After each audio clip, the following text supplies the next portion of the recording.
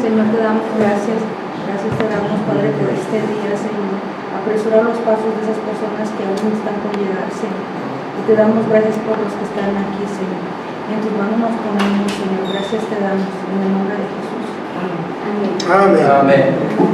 Bien, hermanos. Bueno, no sé si alguien quiere compartirnos lo que escribió, hermanos. Allí los puntos en la pregunta. En la página 53, antes de empezar con el capítulo 8, cerrar este resumen.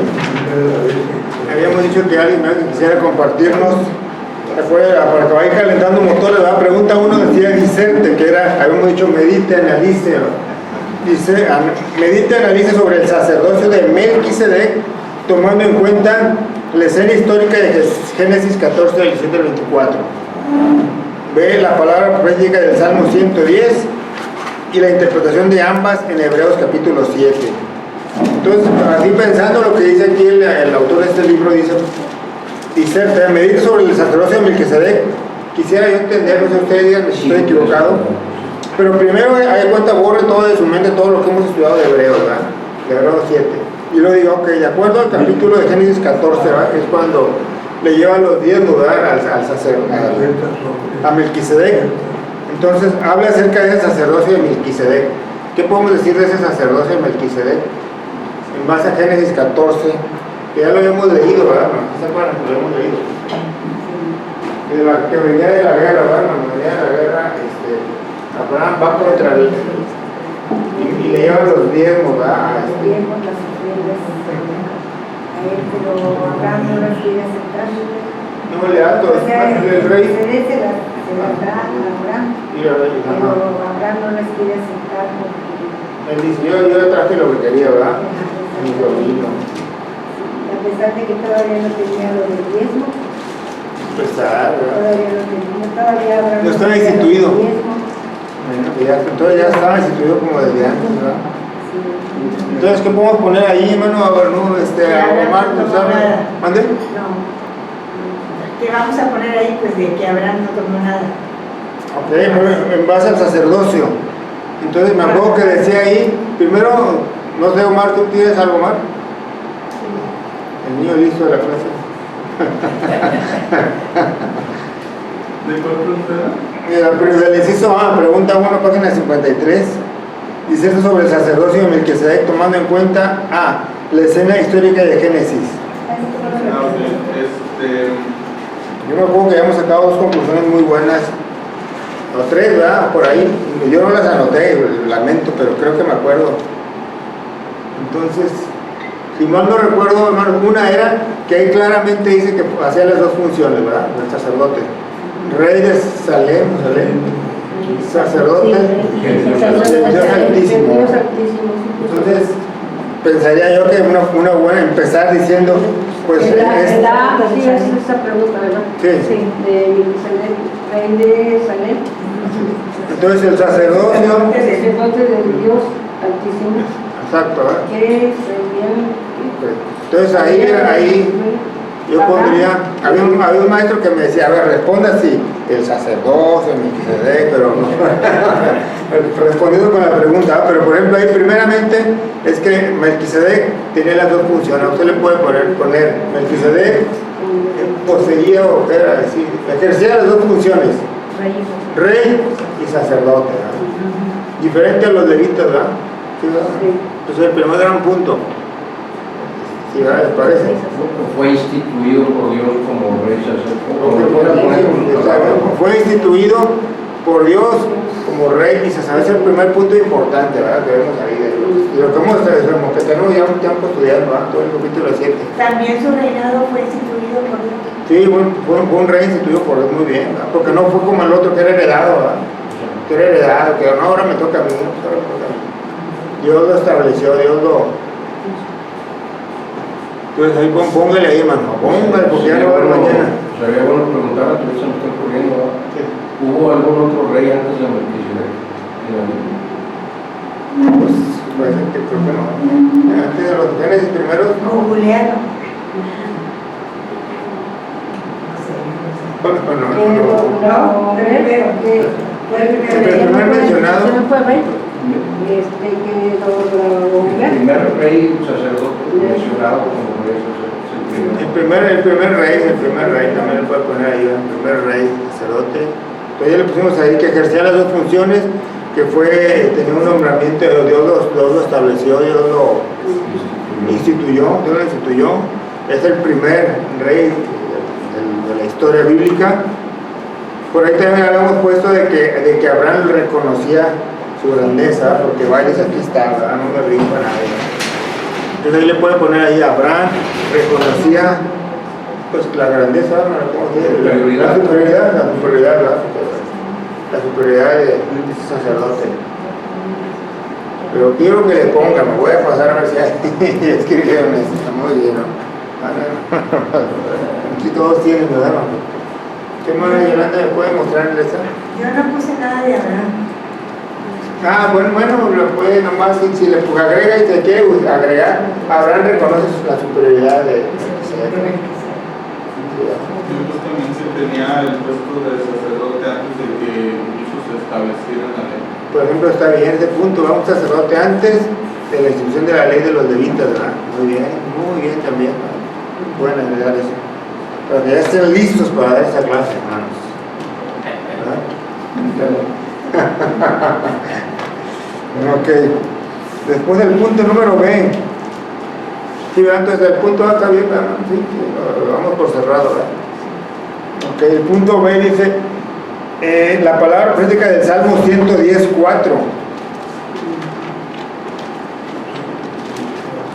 110:4 dice: juró Jehová y no se arrepentirá, tú eres sacerdote para siempre, según el orden de Melquisedec. Aquí es una pregunta, tenemos que enfocarnos en Melquisedec, porque aquí dice: discierta sobre el sacerdocio de Melquisedec, tomando en cuenta la palabra profética del Salmo 110:4. Sí, no, eso yo por eso no lo pongo, por favor, Estoy buscando el velcro para... ¿Qué pegamento es ese? tiene un velcro. Velcro. Ese pegamento tiene velcro. Ah, yo creo que es mejor la de la cinta de dos caras. Pues a lo mejor, pues a ver si luego conseguir una de esas. Yo tengo algo. Ah, bueno, pues para el otro mismo, ¿no? ¿Cuándo domingo voy a la Ah, bueno, entonces en 2 semanas. No, pero otro mismo predico, ¿no? Ah, no, pues entonces yo vengo. Bueno, hermanos, yo No vale quisiera- decir quién. Ah, no vale decir. Sí, no vale decir. Ok, entonces, hermanos, vamos, concentramos, vamos a dejar esa cortina que se está cayendo. Entonces,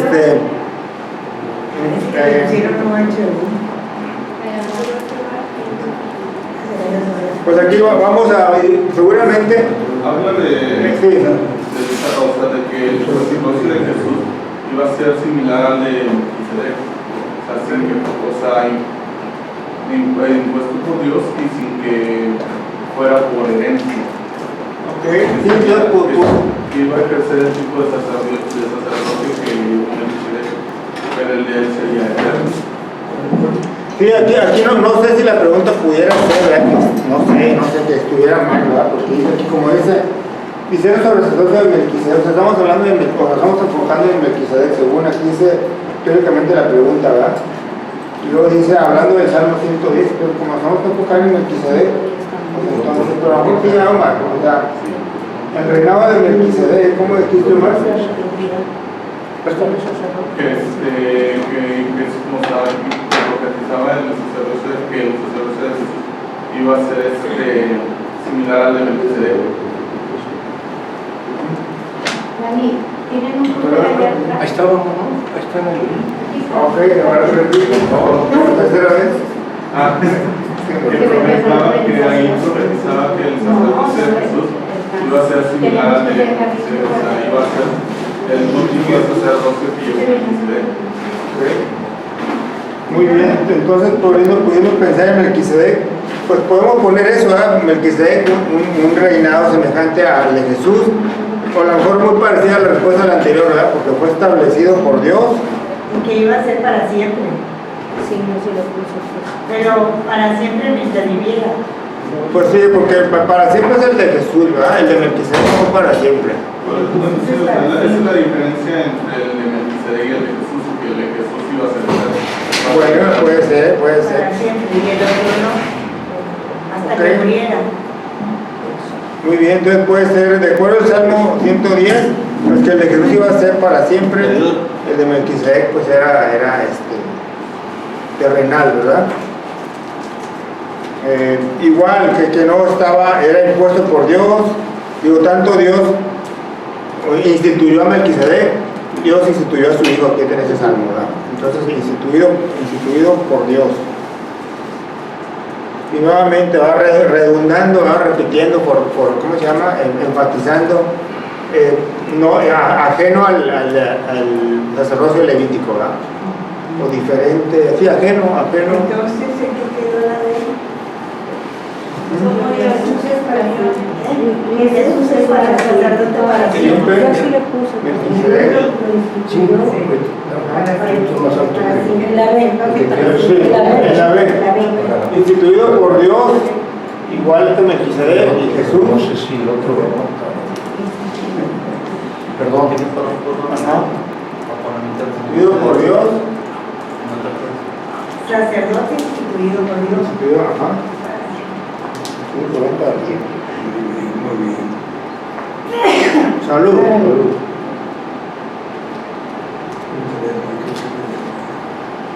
Muy bien, entonces, a ver, sí, pues es fácil, lo que podemos decir. En el sello, les mandó a Jesucristo como sumo sacerdote,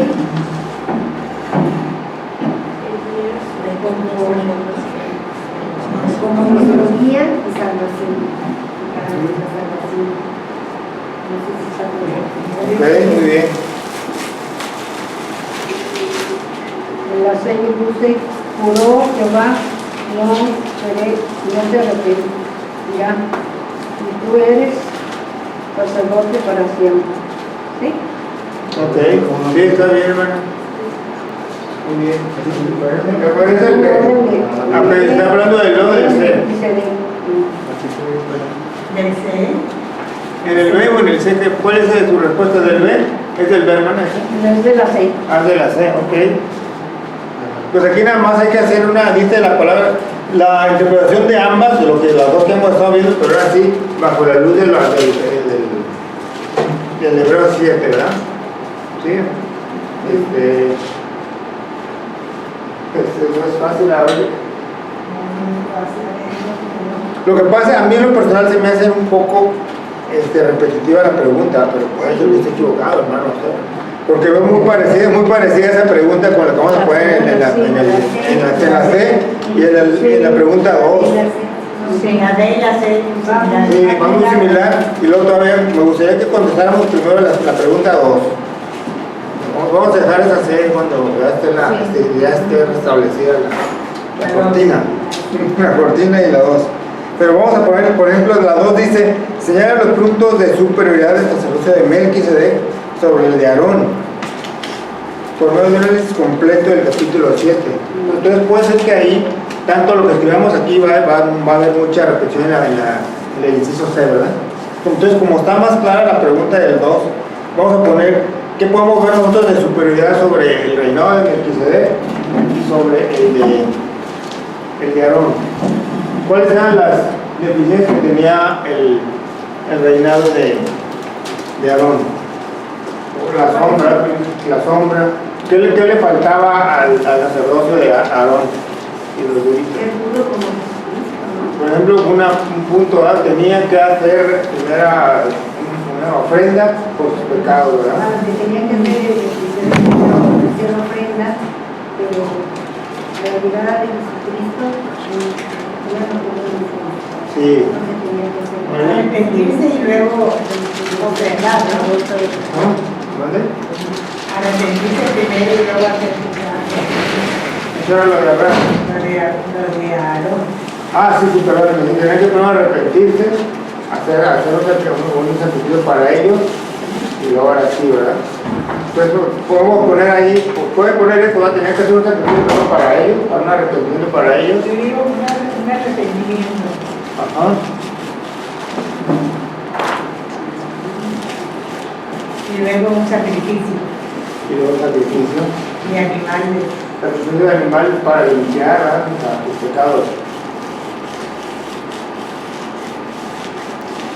Yo lo que pienso es que la obra expiatoria de Cristo nunca tiene que reducirse a la diferencia de los sacrificios sacramentales y del misericordioso. ¿Mande? A ver otra vez, hermano. Lo que yo pienso es que la obra expiatoria de Cristo nunca tiene que reducirse a diferencia de los sacrificios sacramentales del ministerio. Sí. Bueno, bien.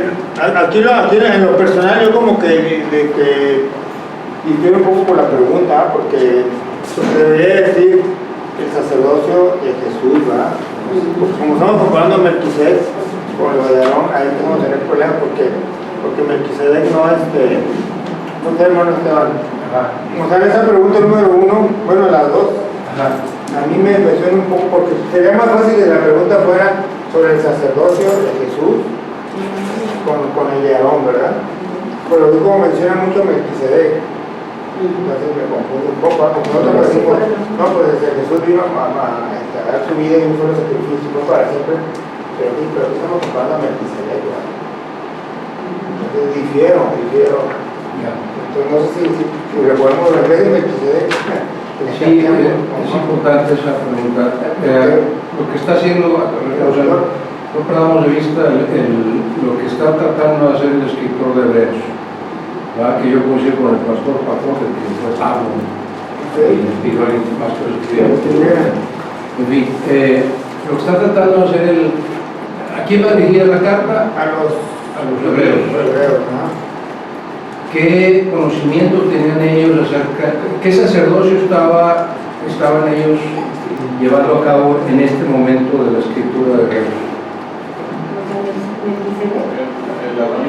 El arónico. Estamos regresando, o sea, Exacto. O sea, el escritor de Hebreos está escribiendo a los hebreos porque ellos siguen bajo los ritos del sacerdocio levítico, ¿verdad? Entonces, lo que está tratando de hacer el escritor de Hebreos es decir, ok, el sacerdocio levítico ya no existe. El que debe de quedar instituido es el de Melquisedec. Por eso no está haciendo la comparación todavía con Jesús.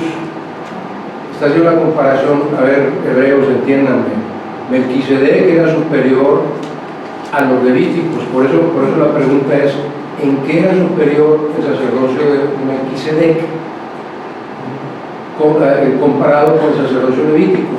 Para que luego ellos entiendan que Jesús es superior a Melquisedec.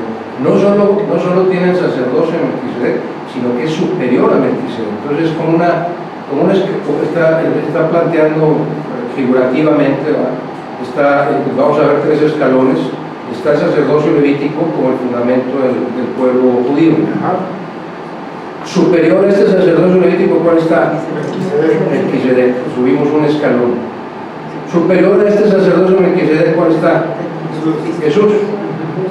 Entonces el escritor de Hebreos nos está llevando en esa secuencia. O sea, primero es saber, ya no insistan ustedes como iglesia, como congregación hebrea, ya no insistan en seguir con el sacerdocio levítico.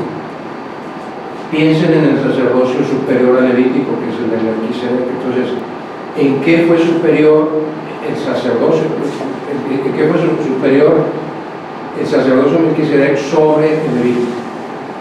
Y luego ya sobre esa base presenta el escritor de Hebreos y dice, bueno, hay alguien todavía superior a Melquisedec, que también es rey sacerdote, pero que es superior a Melquisedec, es similar a Melquisedec en algunas cosas, pero es superior a Melquisedec. Entonces por eso van esas... Esa es la secuencia, esos son esos pasos. El sacerdocio de Jesús. Exacto, que es superior a todo, es igual que Melquisedec en varias cosas.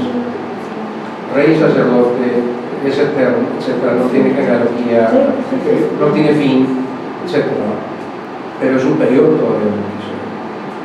Está tratando de establecer ese comparativo primero el escritor de Hebreos. Pero cuando hablamos de que no tiene fin, al de Jesús. El sacerdocio. No Melquisedec, el sacerdocio de... Que como fue establecido por Dios, instituido por Dios, no puede tener fin. El sacerdocio de Melquisedec. El sacerdocio. No él como ser humano, sino el oficio de sacerdocio. Y si lo vemos en varias partes de la Biblia, nos dice que incluso nosotros somos considerados sacerdotes de Dios. Y que cuando estamos en el cielo vamos a ejercer el sacerdocio como siervos de Dios. Entonces, el sacerdocio como función, como servidor de Dios, no tiene fin. A eso se refiere, no a la persona, sino al oficio. ¿Sí? Pues, más o menos, pero... Y sí entiendo por qué la confusión de la pregunta, ¿no? Pero es eso, o sea, vamos a la epístola de Hebreos. ¿Qué está tratando de hacer el escritor de Hebreos? Demostrar la superioridad del sacerdocio Melquisedec sobre el Levítico. ¿Para qué? Para que la congregación que estaba en ese momento en la iglesia de Jerusalén no tratara de instituir o forzar a los gentiles a llevar los ritos del sacerdocio levítico. Es lo que está tratando de evitar el escritor de Hebreos. Correcto. Sí, queda claro. Va llegando, pero no más. Sí, entonces a lo mejor la parte, bueno, lo personal, esta es la conclusión mía, que me enfocaba mucho en la persona, ¿verdad? Entonces aquí estamos viendo el sacerdote según el orden, ¿verdad?, de Melquisedec. Entonces ese sacerdocio, como dice el hermano, constante o eterno, ¿verdad? No, pensé que iba a preguntar. ¿Sí? Entonces, ahorita que hablamos de esa superioridad, bueno, podemos ver esos puntos, ¿verdad?, nuevamente, que es rey sacerdote que ejerce las dos funciones, que es eterno, ¿verdad?, que se mantiene sin un principio y sin un fin, ¿verdad?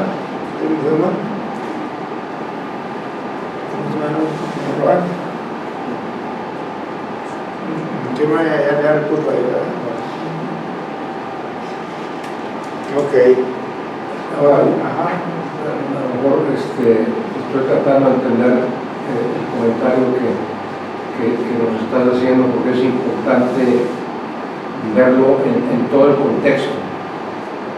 O sea, estamos analizando el capítulo 7 de Hebreos y el autor de Hebreos está presentando a Jesús en su similitud con Melquisedec, pero también en su superioridad sobre Melquisedec.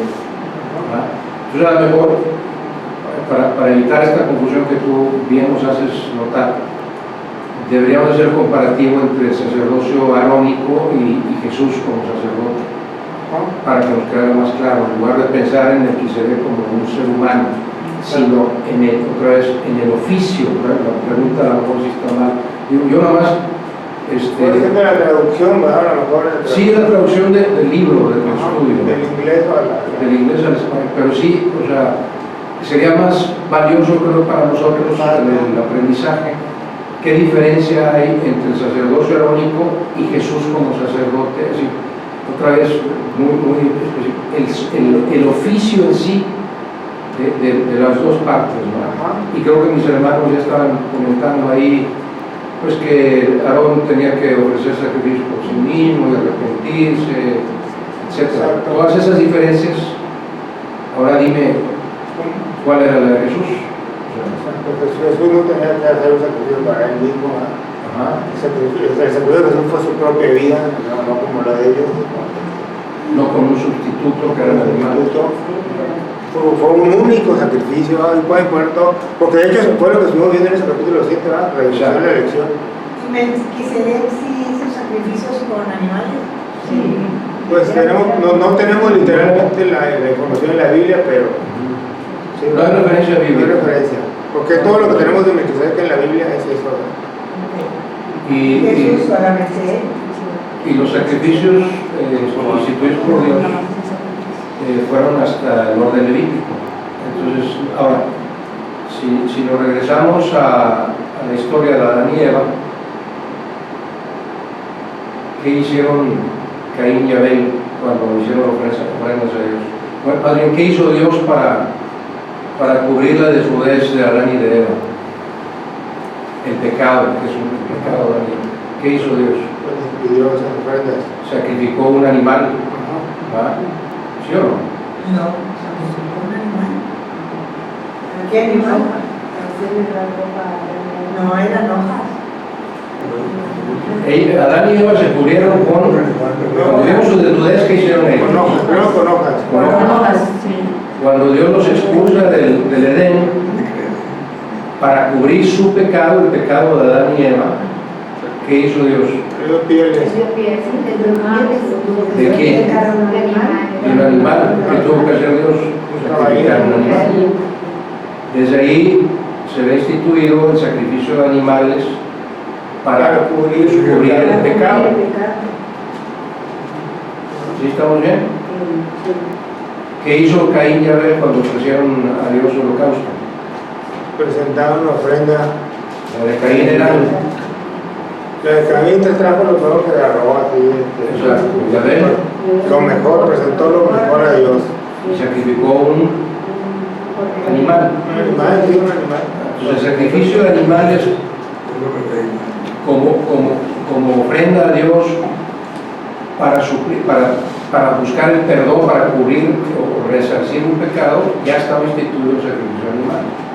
Ahora, como bien dices tú, la Biblia no nos dice que Melquisedec hiciera sacrificios, pero si lo vemos como la historia de Dios, que Dios lo instituyó desde un principio, Seguramente. es probable que los hiciera.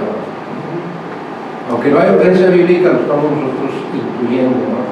Porque desde el principio Dios así lo instituyó. Y luego ya vino el orden levítico, en donde Dios ya dijo: por este pecado, 2 tórtolas; por este pecado, un becerro; por este pecado, 2 toros; por este pecado. Por eso ya es el orden levítico. Que sacrificaba animales. Claro. Es lo que yo decía, sí se instituyó que era lo que sacrificaba, que eran animales. Y en todo lo del Levítico viene hablando, también el número viene hablando de lo que tenían que sacrificar los reyes. ¿Y qué hacían con ese oro y con esa plata? Porque Todo si el tenía- animal, bueno, lo quemaban y todo, y el oro y la plata. Todo iba al templo, para el sostén del templo, de los levitas, como ahora, precisamente por eso, cuando hablamos de los diezmos y las ofrendas, tienen que ser utilizados para la expansión del reino de Dios. Lo mismo hacían los levitas. Aunque la Biblia no lo explica, pero bueno, suponemos, ¿no? Porque realmente la Biblia ¿Qué hacen con el oro y con la plata? y ya. Ya lo demás ya no es nada, no hay en la Biblia. ¿De qué hermano? ¿Para qué utilizaban esos, ya el animal muerto y todo eso? Los Pero el animal animales- muerto lo habían quemado. Sí, los quemaban y los sacerdotes disfrutaban de la grosura, de lo mejor de los sacrificios, ¿no? Solamente esa Para su propio para su propio mantenimiento, ¿no? Dicen que por eso viene ahí la carne asada de los judíos. Ya se me antojó, pero es otra cosa. O sea, hay que hacer una. No va a ser que, el pastor dijo que para mis pecados tengo que preparar carne asada. No van a decir eso, no, yo no dije eso. No digo, pero.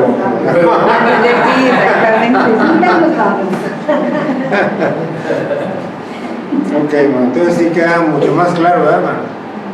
Entonces comparamos el sacerdocio de Jesús y ya nomás le podemos ahí poner como subtítulo, ¿verdad? De acuerdo al orden de Melquisedec, al orden de Jesús. Entonces sí, hermano, ya quedó muy claro, ¿verdad, hermano? Yo tengo 8 puntos de superioridad entre uno y otro. Eso. Pues sí, hermano, no, pues no sé si los oímos del hermano, pues sí tiene 8 puntos. Yo tengo 8 puntos de superioridad, pero no sé si alguien nos quiera contar. Pues ya, Ah, ya tienen 4. A ver, ya tiene 4. Pero lo que es de la los 4. Pero puse en el sacerdocio de Aarón se ofrendaba por los pecados primero, y luego el sacerdocio de Aarón tenía principio y fin, no era impuesto por Dios y iba de generación en generación. No era de la Biblia. Ok, muy bien, muy bien. Y eso que está mitad aquí, mitad allá. Como maestra. Entonces, Ellas se escriben como maestras. maestra, sí, tienen toda la. Yo les escribo lo que Entonces, ¿alguien que quiera compartir otras diferencias? ¿Mande? Ah, ya leyó. Bueno, no es diferente, es lo mismo. Sí, Sí, pues sí. ok. Entonces, ¿cómo ves? Bueno, Omar, ¿no nos quieres compartir tu diferencia, Omar? La diferencia del punto 2. ¿Qué? El punto 2, sí. Pues es que es básicamente lo mismo. El sacerdocio de Melquisedec Ajá. había sido impuesto por Dios, el de Aarón era por herencia. Nombramiento. Al principio también, ¿verdad? Fuera poder, pero al final de cuentas era algo que se iba heredando. Ok. Entonces, pues no sé si hermano Esteban nos puedes compartir los 8 puntos. Bueno, yo lo que hice fue irme porque hice la pregunta por medio de un análisis completo del capítulo 7 de Hebreos, ¿no? Okay. Entonces yo me fui revisando el capítulo de Hebreos, todos los versículos, para encontrar esas diferencias. Sí, Pero algunas van a ser repetitivas de las que ya mencionaron Dani, los hermanos, etc. Pues la primera es la que, según la estructura, en el orden del capítulo, ¿no? El Levítico es por descendencia y sin juramento, okay. porque los sacerdotes no hacían ningún juramento. Okay, muy bien. Y en el caso de Jesús, por nombramiento y por elección divina, por juramento y por elección divina, ¿no? La segunda, ellos eran, dice el capítulo 7, ellos eran muchos porque eran mortales. En el caso de Jesús, uno solo por ser eterno. Ok, muy buena. Sacrificios por sus pecados tenían que ofrecer los levitas.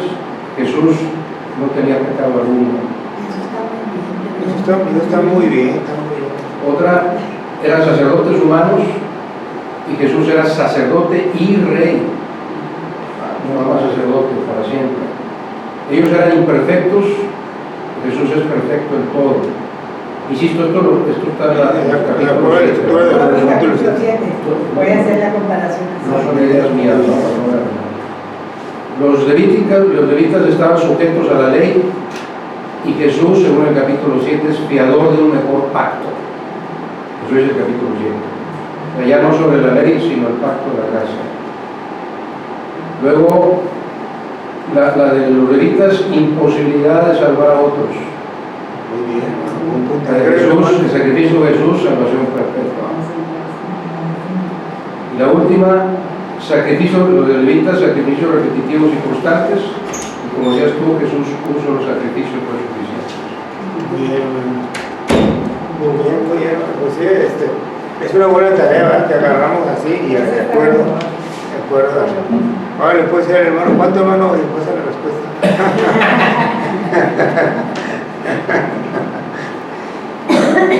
Muy bien, pero bueno, fue una muy buena enseñanza. Va a ver el capítulo 7. Sí, claro. ¿Sí te ve todo, no ven?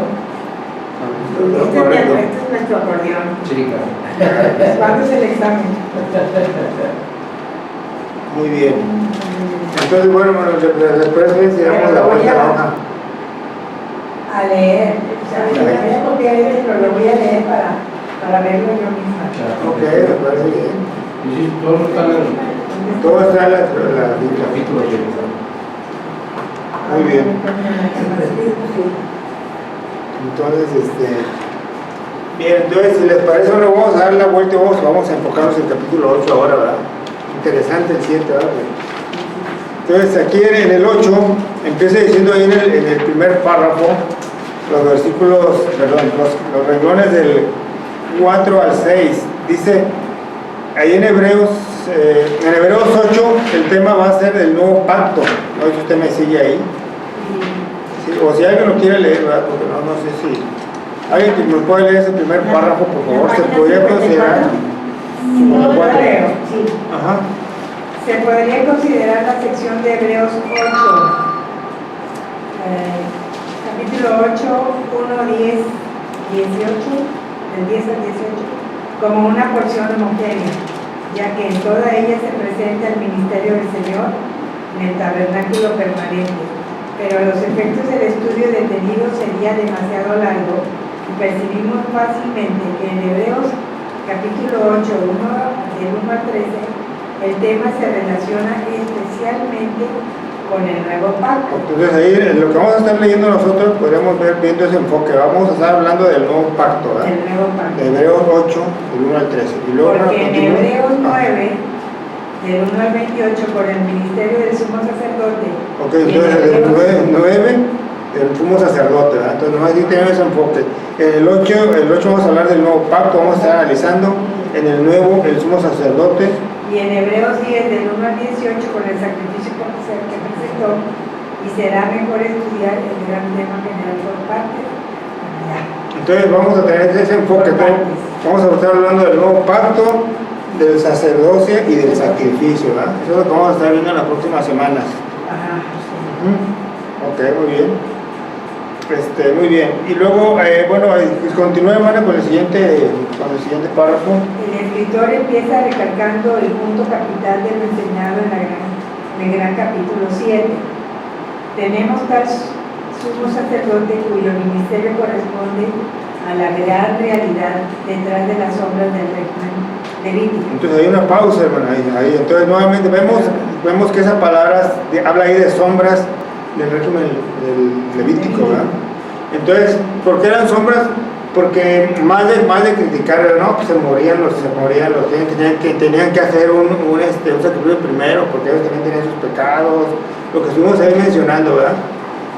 Más que enfocarnos en eso, sería bueno enfocarse en que en realidad era una imagen y una representación de lo que iba a ser el sacrificio de Dios, ¿verdad? Como decía el hermano, si entendemos y comprendemos ese sacrificio levítico y el Pentateuco, vamos a entender mucho mejor y apreciar mejor el gran sacrificio de Jesús, ¿verdad? Entonces, veamos que esa era una sombra nada más de lo que Jesús iba a realizar, ¿verdad?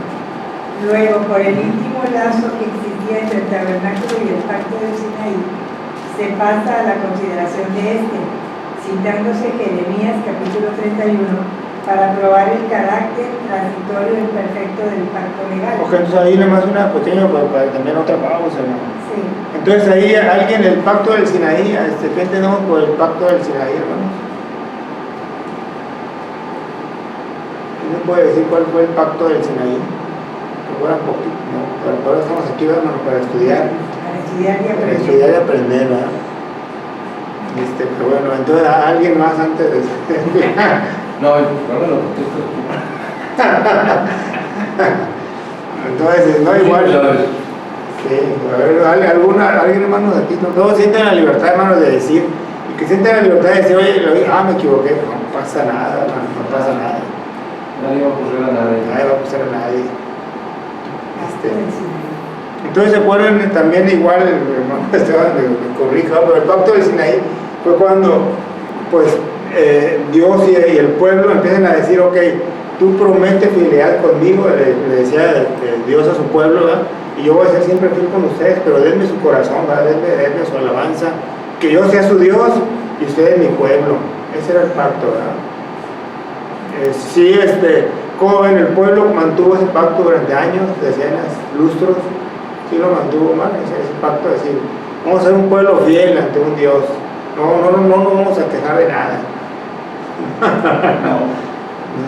Pero ese era el pacto, hermano Esteban, ¿quiere agregar algo? El pacto de Sinaí porque fue en ese monte en donde Dios habló con ellos, en el monte de Sinaí. Pero es una buena pausa, ¿verdad?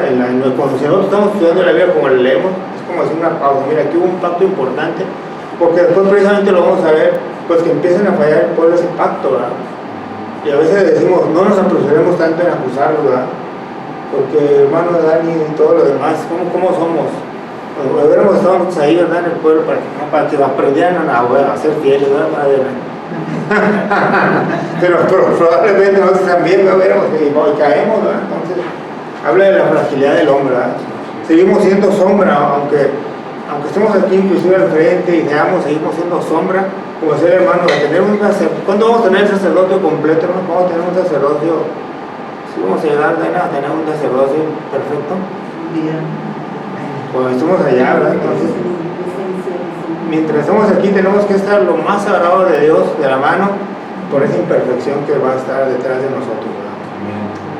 pero teniendo la esperanza y la seguridad de que vamos a ser perfectos allá arriba, y nos vamos a encontrar allá en el cielo. No, está, no, de ver la perfección. ¿Qué se Pues ya, Dios quiera, ¿verdad? Que estemos todos allá, ¿no? Entonces, los íbamos bien hasta ahí, ¿verdad? Entonces, continuemos leyendo. Ok, entonces, del pacto de Sinaí se pasa la consideración de este, citándose Jeremías, capítulo 31, para probar el carácter transitorio e imperfecto del pacto legal, en contraste con el cual se subraya la obra permanente interna del nuevo pacto sellado por la sangre de la cruz. Ok, entonces ahí también nos queda claro. ¿Cuál es el pacto de la sangre de la cruz? Pues es la salvación que tenemos, y ahora es el nuevo pacto que usamos los cristianos, ¿verdad? Ya somos salvos por la gracia de Dios, ¿verdad? Y por la sangre de Él. Recuerdan cada vez que tomamos la Santa Cena, ¿verdad? Decimos, este es el nuevo pacto.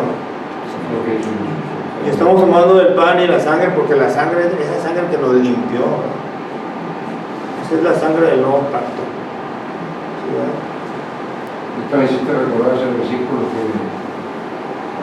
está en el otro, vamos a ver, sin derramamiento de sangre no hay perdón de pecados, ¿no? Ese fue el simbolismo que siguió el Señor Jesús, ¿no? Sin derramamiento de sangre no hay perdón de pecados. Exactamente. Sí, ahí. Eso fue lo que hizo Dios en el Edén con Adán y Eva desde entonces. Sí, hay un canto muy bonito que dice: el mensaje de la cruz es la sangre que fluyó. Ese es el mensaje de la cruz, la sangre que nos limpió, y esa sangre es la que simboliza el nuevo pacto, ¿verdad? Entonces, sí, vamos bien, ¿verdad? ¿Todo bien, no? ¿Quieres comentar algo? Yo vi una predicación. Ajá. No es bíblico, o sea, no viene en la Biblia, ¿verdad? Pero es algo que hace referencia a lo del pacto de la sangre, ¿verdad? Por ejemplo, en los corderos, cuando una madre tiene sus ovejas, mueren, y a donde hay otros corderitos de otro rebaño. Ajá. Y también acá se le mueren las crías y allá se le muere la madre. Okay. Y para que los cachorritos, por decirlo así, los becerritos, corderitos, para que la mamá de acá la adopte, del becerrito que está muerto lo bañan de sangre al que está ahí. Y la madre huele la sangre y lo adopta como hijo. Pues este es mi hijo. Sí, entonces da referencia a Jesucristo, Él derrama nuestra sangre para que Dios nos acepte como hijos. Muy bonita reflexión, ¿verdad? Yo nunca la había visto así. Yo veía que siempre se hacía reflexión en la Biblia sobre la sangre, sobre el cordero, pero todo tiene un sentido, ¿verdad? Entonces Dios es lo mismo, y cuando Jesús derrama la sangre sobre nosotros, Dios ve esa sangre de su Hijo sobre nosotros, y entonces es cuando Él nos acepta como hijos. Entonces queremos ser bañados por esa sangre, ¿verdad? Bañados para que pueda aceptarnos. Es una analogía interesante. Una tecnología muy bien, ¿verdad? La sangre es como un sustituto. Ajá.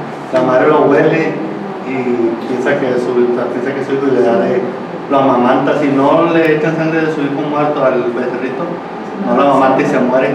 Se tiene que bañar del que está muerto, le echan sangre al corderito y ya viene con la mamá y lo acepta como hijo por la sangre. ¿Le echan sangre de qué cordero? Del que murió. Del que murió. De su hijo. De la mamá. De la mamá, sí. Antes que se le murió se quedó sin madre acá, y acá se le murió y le echan sangre al otro. Y lo adopta como hijo. Hace referencia a y me pongo a pensar en cómo todo tiene un sentido, el por qué manejan el cordero. O sea, pueden dar otros ejemplos, agarrar el cordero Dios por lo mismo, ¿verdad? De que cómo con la sangre lo aceptan como hijo. Entonces ahí donde Jesús derrama su sangre para ser aceptados porque dice que nos dio potestad de ser hechos hijos de Dios. O sea, no somos hijos, somos creación. Y cuando estamos a Jesucristo ya somos hijos, hay que decir que por su sangre somos hijos. Exactamente. Dice, mi hermana Yolanda sí fue lavada por la sangre de Cristo. Y va para el versículo que cité es Hebreos 9:22. Dice: casi todos purificados según la ley con sangre, y sin derramamiento de sangre no se hace remisión de pecados. ¿Cuál es este? 9:22, Hebreos 9:22. Ya vamos a llegar ahí. No, que muy bien, hermano. No, entonces, hermana, sí vamos bien, ¿verdad? Sí, sí. Pues, hermana, contigo, bueno, ahorita le voy a tomar nota. Continúo. Ajá. Se explica el hecho de que el escritor trate del pacto antes de pasar al detalle del tabernáculo y su significado si tenemos en cuenta que Dios no habría podido estar en medio de su pueblo después de la promulgación de la ley. Aparte de las provisiones simbólicas del rey Levítico que hablaban del perfecto medio de redención que luego había de realizarse en el Calvario. Sobre la base de este régimen de redención de sombra pudo el pueblo recibir la ley, estableciéndose un pacto educativo, pero necesariamente parcial. Ok, entonces muchas veces el hermano también nos habla de que esta Biblia mal llamada dice el hermano, Nuevo Testamento, bueno, Antiguo Testamento y Nuevo Testamento, dice el hermano, ¿no? Y él dice que si han oído lo que dice el hermano, ¿cómo se debería llamar la Biblia? Seguro que comenta el hermano, Antiguo Pacto y Nuevo Pacto, ¿verdad? Es lo que dice, una aportación muy valiosa. Y aquí me gusta esa palabra que dice un pacto educativo. Entonces podemos decir, en vez del Antiguo Pacto, Antiguo Testamento, el pacto educativo, ¿verdad? El Antiguo Testamento, porque era un pacto que nos iba a enseñar, nos iba a dirigir hacia qué, hacia el sacerdote perfecto, ¿verdad? Hacia el sumo sacerdote. Entonces usted le puede llamar, bueno, Antiguo Testamento, Antiguo Pacto educativo, ¿verdad? Okay, entonces aquí el autor de este libro empieza como que hablando de la introducción, es como que una mezcla, ¿verdad? del resumen del 7 y ya la introducción, ¿verdad? Al 8.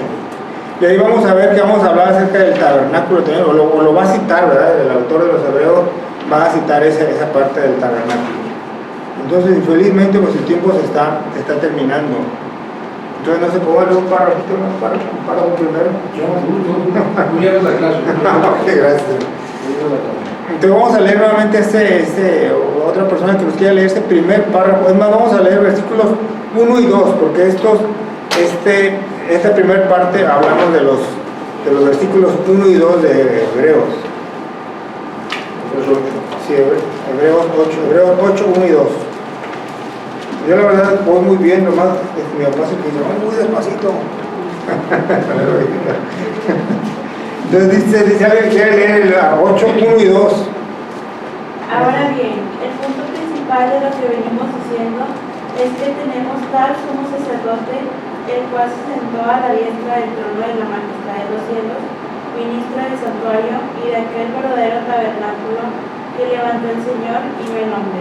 Ok, muy bien, entonces vamos a enfocar en esos dos versículos, ¿verdad? Entonces alguien que quiera leer ese primer párrafo, el sumo sacerdote en el santuario verdadero, página 54.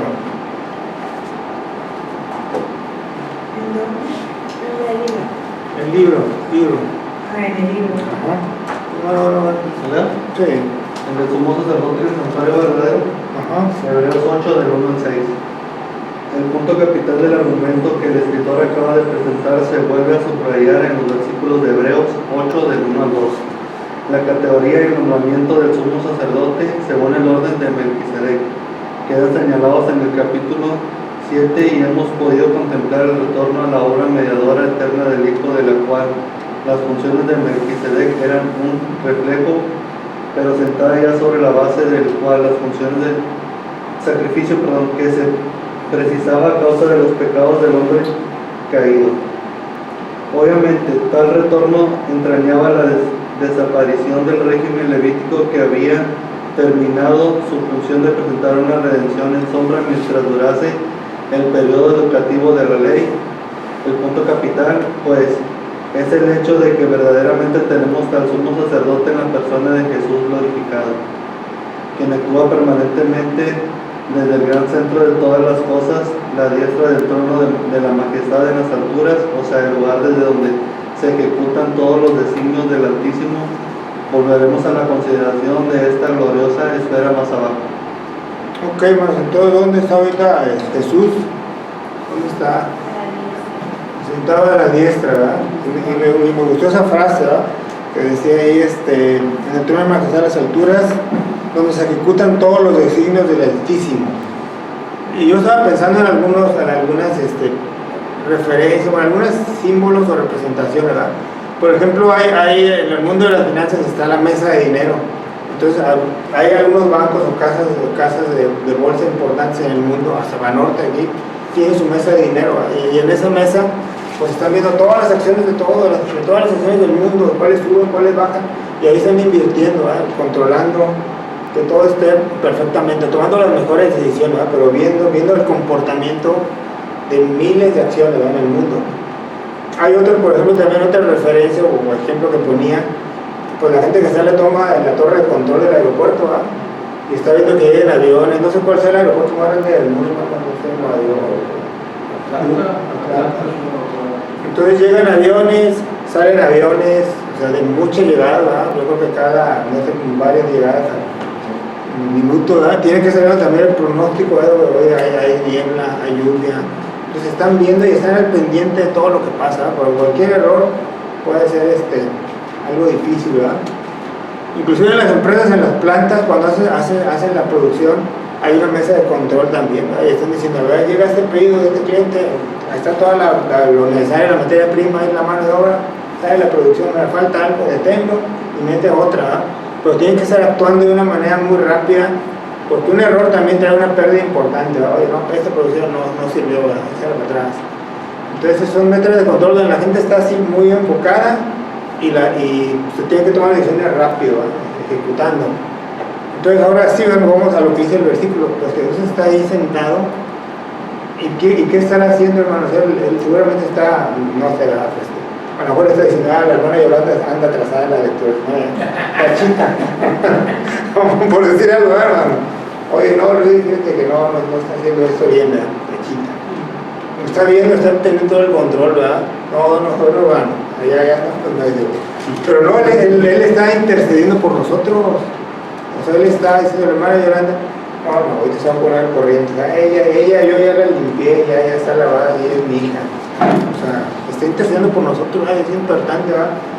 Que tenemos un pecado, tenemos una falla porque somos imperfectos, y está diciendo, no, pero yo tengo un pacto ahí con mi hijo Esteban, con mi hijo Maro.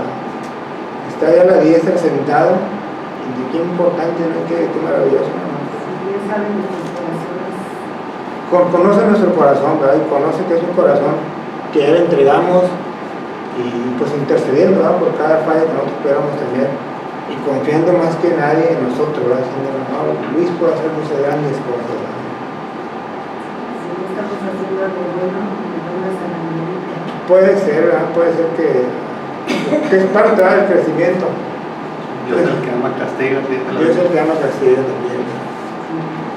A lo mejor no hay que querer, pues, una buena lección al Luis, porque... pero bueno, entonces hasta ahí, yo creo que esta es la introducción, ¿verdad, hermanos? A este capítulo 8, que está muy bonito, ¿verdad? Muy interesante. Muy bien, hermanos, entonces vamos a terminar, ¿no? nuestra escuela dominical. Entonces, alguien, ¿cómo se llama? Voluntario que quiera despedirnos en oración. Yo. Sí, Oremos.